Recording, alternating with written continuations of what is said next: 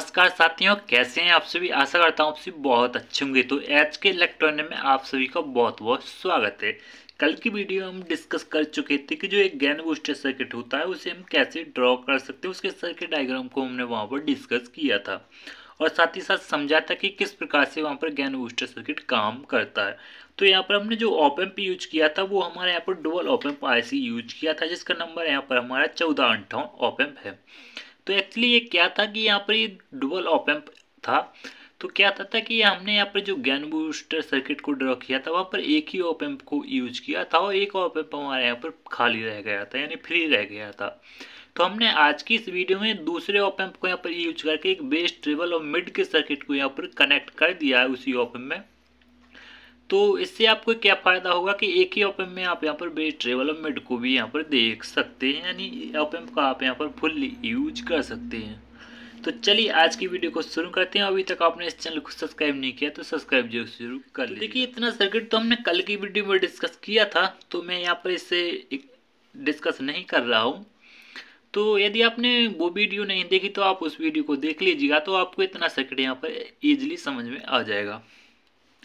तो देखिए, यहाँ पर ये केवल गेन बूस्टर सर्किट है, ये केवल गेन को बढ़ाता है। ये हमारे यहाँ पर गेन का पोटेंशियल मीटर है, जिसे हम वॉल्यूम वगैरह बोलते हैं या फिर टोन कंट्रोल बोलते हैं। हमारे यहाँ पर 100 किलो ओम का ये गेन का पोटेंशियल मीटर लगा हुआ है। ये हमारे यहाँ पर एक पोटेंशियल मीटर लगा हुआ है, ये हमारे यहाँ पर वॉल्यूम का होगा। जैसे यहाँ पर मैं V बना देता हूँ, तो ये वॉल्यूम का पोटेंशियल मीटर। इससे आप यहाँ पर सिग्नल को बंद और लेवल के हिसाब से जितना आप चाहें उतना रख सकते हैं।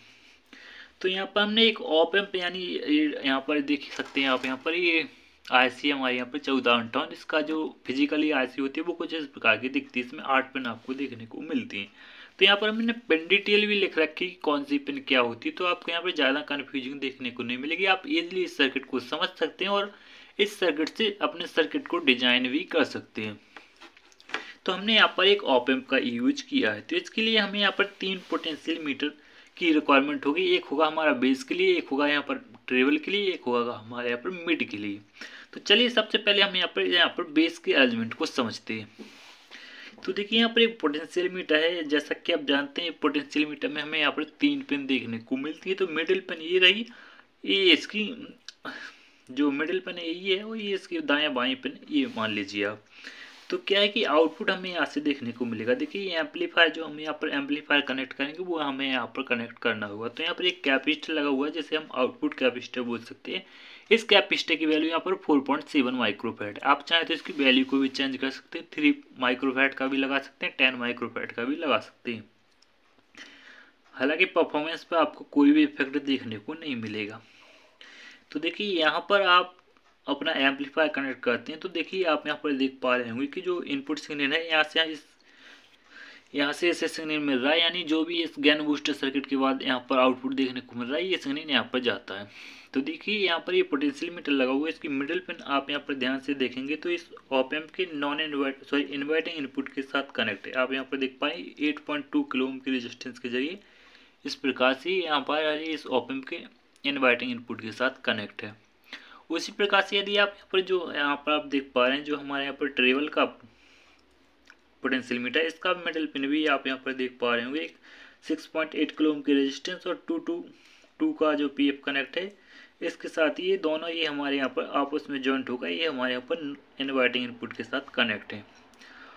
और इसकी आप देख पा रहे हैं यहाँ पर जो राइट मान लीजिए या फिर लेफ्ट मान लीजिए, ये लेफ्ट पिन होगी जहाँ पर हमारे यहाँ पर वो GND कनेक्ट होता है, वो उस साइड की पिन होगी। ये हमारे यहाँ पर 6.8 किलो ओम की रेजिस्टेंस लगी हुई है और यहाँ पर से जो भी सिग्नल आ रहा है वो यहाँ पर गया है। उसी प्रकार से आप यहाँ पर देखेंगे तो जो यहाँ पर ट्रेवल का पॉइंट है, यानी आप इसे लेफ्ट मान लीजिए या फिर राइट, तो आप इसे यहाँ पर लिख देता हूँ जिससे कोई कन्फ्यूजन ना हो। ये हमारे यहाँ पर लेफ्ट होगा, लेफ्ट पिन होगी। जहाँ पर GND कनेक्ट होती है वही पिन होगी। तो देखिए, यहाँ पर ही इस प्रकार से कनेक्ट है। तो उसी प्रकार से यहाँ पर भी इसका लेफ्ट पिन भी हमारे यहाँ पर इनपुट सिग्नल आ रहा है, यानी जो भी इस गेन बूस्टर सर्किट से हमें आउटपुट मिल रहा है वो हमारे पोटेंशियल मीटर पे गया है एक रेजिस्टेंस के थ्रू, यहाँ पर डायरेक्टली गया है। यहाँ पर आप मिड का देखें तो यहाँ पर एक 1.5 किलो ओम की रेजिस्टेंस कनेक्ट है। और जो हमें आउटपुट मिल रहा है वो हमें यहाँ से देखने को मिल रहा है, इस वाले पॉइंट से जो ऑप एम्प का आउटपुट होता है उसी पॉइंट से देखने को मिल रहा है। लेकिन हमें एक पोटेंशियल मीटर से भी आउटपुट देखने को मिल रहा है। आप यहाँ पर 6.8 किलो ओम की रेजिस्टेंस के जरिए यहाँ पर देख सकते हैं। और यहाँ पर जो हमारा मिड का है इसे भी आप देख सकते हैं कि यहाँ पर मिड के जो राइट वाला पॉइंट है उससे यहाँ पर आउटपुट देखने को मिलेगा। उसी प्रकार से यहाँ पर आप देख पा रहे होंगे कि ये 1.5 किलो ओम की रेजिस्टेंस है, इससे भी आपको यहाँ पर डायरेक्टली आउटपुट देखने को मिल रहा है। तो ये काम कैसे करता है चलिए समझते हैं। तो देखिए मान लीजिए हमने इस पोटेंशियल मीटर को इस साइड रखा, यानी जो मिडिल पिन है वो इस साइड कनेक्ट है, यानी इस साइड हम रख दी। तो क्या होगा कि इस जो यहाँ से सिग्नल मिल रहा है, ये यहाँ से सिग्नल मिल रहा है, ये यहाँ से लेगा और ये यहाँ पर जाएगा और यहाँ पर इस ओपन में जाएगा। तो यहाँ पर बेस बढ़ जाएगा। ओके, हमारा यहाँ पर बेस बढ़ जाएगा।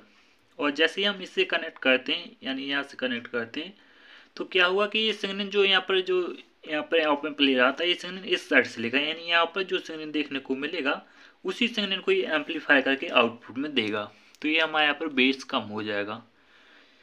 तो उसी प्रकार से ट्रेबल को भी काम करता है। इन ट्रेबल को यदि हम इस साइड रखते हैं जिस साइड से इनपुट सिग्नल आ रहा है यहाँ पर, यानी मिडिल वाले पॉइंट को इस साइड कनेक्ट कर देते हैं इससे, तो ये क्या होगा कि इस प्रकार से एम्पलीफाई करेगा।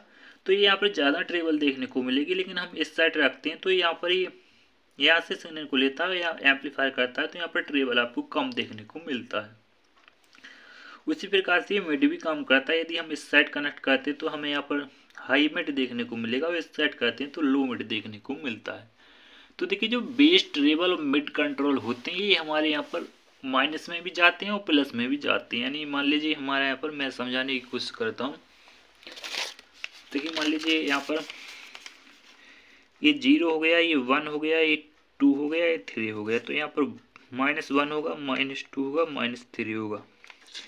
यानी यदि आप बेस के यानी पोटेंशियल मीटर को 0 पे करते हैं तो जितना हमें यहाँ पर इनपुट सिग्नल देखने को मिलेगा, जितना इनपुट सिग्नल में बेस होगा उतना ही हमें आउटपुट में देखने को मिल जाएगा। लेकिन यदि आप इसे माइनस साइड ले जाते हैं तो जितना हम यानी माइनस साइड ले जाते हैं तो जितना यहाँ पे इनपुट सिग्नल में बेस है उससे भी कम आपको यहाँ पर बेस देखने को मिलेगा। लेकिन यदि आप इसे प्लस में ले जाते हैं तो आपको यहाँ पर बेस भले ही कम आ रहा है, लेकिन यदि बेस को एम्पलीफाई करेगा या आपको यहाँ पर ज़्यादा बेस देखने को मिलेगा। उसी प्रकार से ये हमारे यहाँ पर सभी पोटेंशियल मीटर वर्क करते हैं।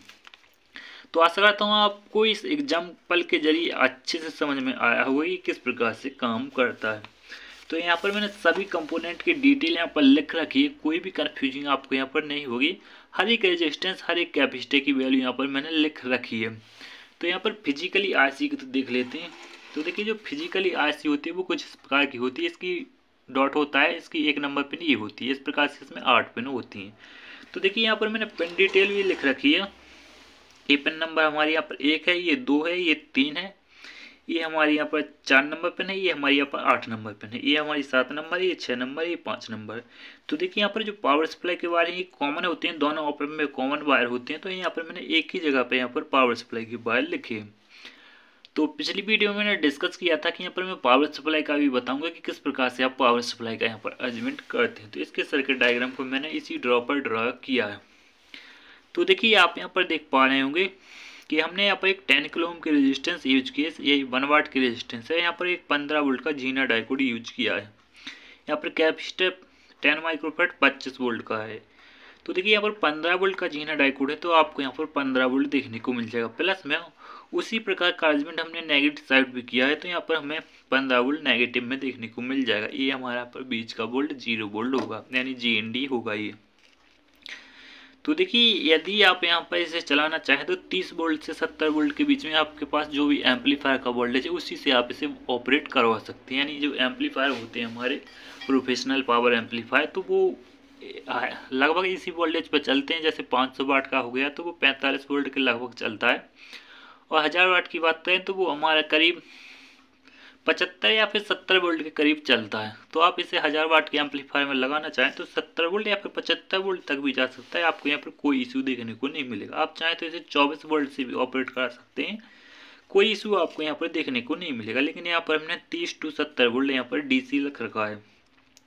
तो भले ही आप यहाँ पर इनपुट सिग्नल को जो यहाँ पर वोल्टेज है इससे कम ज़्यादा करते हैं, लेकिन आपको यहाँ पर एक फिक्स वोल्टेज देखने को मिलेगा, क्योंकि हमने यहाँ पर वोल्टेज को क्लैम्प कर रखा है। और वोल्टेज की स्टेबिलिटी के लिए यहाँ पर हमने एक कैपेसिटर भी लगा रखे हैं, जिससे कि आपको यहाँ पर कोई भी नॉइस वगैरह से रिलेटेड या फिर आईसी स्विचिंग वगैरह से रिलेटेड कोई भी प्रॉब्लम देखने को नहीं मिलेगी। इस प्रकार से एक प्रोफेशनल प्री एम्पलीफायर का सर्किट डायग्राम कंप्लीट होता है। इसमें आपको गेन भी देखने को मिल जाता है, वॉल्यूम भी देखने को मिल जाता है, बेस भी देखने को मिल जाता है, मिड भी देखने को मिल जाता है, ट्रेबल भी देखने को मिल जाता है। रही बात इको की, यदि आप इससे माइक भी चलाना चाहें तो आपको यहाँ पर कोई भी सर्किट वगैरह ऐड नहीं करना है। आप यहाँ पर डायरेक्टली माइक लगाते हैं तो आपको यहाँ पर काफ़ी ज़्यादा गेन देखने को मिलेगा। तो नो प्रॉब्लम, नो दिक्कत, आप यहाँ पर माइक भी अच्छे से इससे ड्राइव कर सकते हैं। तो अब बात करते हैं इको की। तो इको के लिए आप यहाँ पर कोई अलग से सर्किट बनाना चाहें तो लगा सकते हैं, जिसका सर्किट डायग्राम में मैं नेक्स्ट वीडियो में अवेलेबल करा दूंगा। हालांकि इको पर एक वीडियो है हमारा, यदि आपने वो वीडियो नहीं देखा तो आप उस वीडियो को भी देख सकते हैं, जिससे कि आप इस प्रकार के सर्किट को ड्रॉ करके इसमें इको का ऑप्शन भी ऐड कर सकते हैं। तो देखिए, सर्किट डायग्राम एक्सप्लेन करने का मेरा उद्देश्य ये है कि जो एम्पलीफायर रिपेयरिंग या फिर कोई भी एम्पलीफायर को जब हम देखते हैं तो जो नए यूजर होते हैं उन्हें बहुत सारी कन्फ्यूजिंग या फिर समस्याएं आती हैं। तो वो बोर्ड देखते हैं तो वहाँ पर समझ नहीं पाते हैं, और सर्किट डायग्राम को देखते हैं तो उन्हें ईजिली समझ में आ जाता है।